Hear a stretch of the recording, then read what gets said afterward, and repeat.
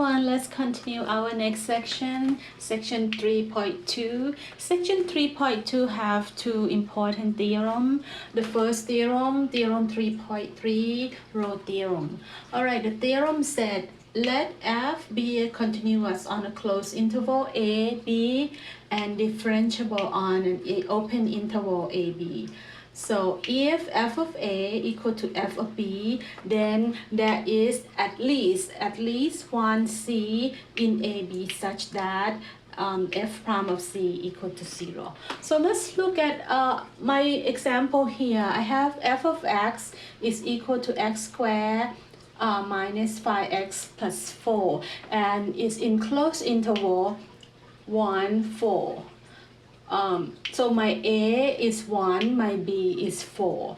So as you look at the function, is a parabola, is continuous on this interval, and f is differentiable on 1, 4, on open interval 1, 4, 1 to 4. So Rolle theorem apply. Now if it's not continuous on this closed interval and is not differentiable on open interval 1, 4, then you cannot apply the Rolle theorem. Alright, so the next step I have to show that f of a is equal to f of b. My a is 1 and my b is 4.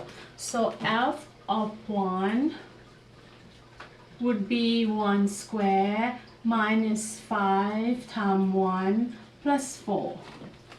Alright, which is 1 minus 5 plus 4, which is 0. That's my f of a. Now I'm going to do my f of b. Follow the theorem. F of 4. So I would have 4 squared minus 5 times 4 plus 4. 4 squared is 16. 16 minus 20 plus 4, which is 0.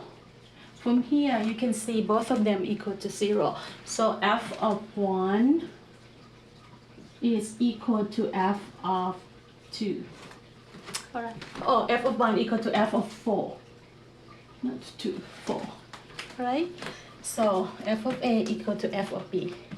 Now, the theorem said that is at least one number c in open interval ab such that f prime of c equal to 0. So I'm going to take the derivative of f of x. So f prime of x, or derivative of f of x, would be 2x minus 5. Alright, then I'm going to set it equal to 0, and I should be able to figure out at least one c. So if 2x minus 5 equal to 0, x would be 5 over 2. So that's my c, which make f of x, f prime of x equal to 0. Now let's look at the function. Alright, if you look at the function, this is a parabola open upward because your a is positive.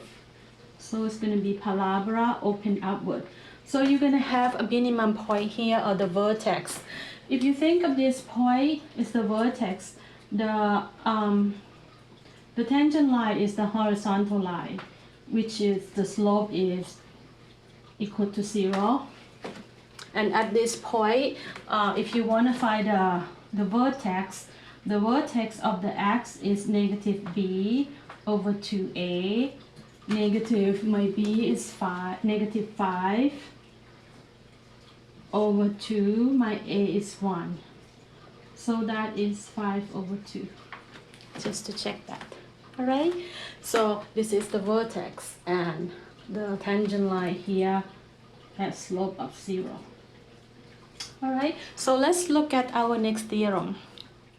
Hi, let's look at our next theorem, theorem 3.4, the mean value theorem. So if f is continuous on the closed interval ab and differentiable on the open interval ab, then there exists a number c in ab such that f prime of c equal to f of b minus f of a over b minus a. Now let's look at my example here. I have f of x is equal to x to the cube, and the interval is from 0 to 1, including 0 and equal to including 0 and 1. As you can see, f of x equal x to the cube is continuous on a closed interval 0, 1 and differentiable on open interval 0, 1. Now I'm going to apply the theorem here because it satisfies the two conditions. So I'm going to use the mean value theorem. So f prime of c or f prime of x would equal to f of b. My b here is 1 minus f of a. My a here is 0 over 1 minus 0. I'm applying the theorem here. Alright, so f of 1, if you put 1 in here, 1 to the cube, it's just 1. If I put f of 0, 0 to the cube, it's just 0. So 1 minus 0, which is 1. Alright, now I'm going to apply this theorem again. If I take derivative of this, I'm going to have f prime of c. If I take derivative, I'm going to have 3x squared, which equal to 1. This part right here. F prime of c, take derivative, I have this, which is equal to 1. Alright, then I divide both sides by 3. X squared will be 1/3. So x would be plus square root of 1/3, or x would equal to negative square root of 1/3 because you take root of x squared. Now the interval here is 0 to 1, so we cannot use the negative square root of 1/3. So the answer is x equal to positive square root of 1/3. Alright, we finished 3.2.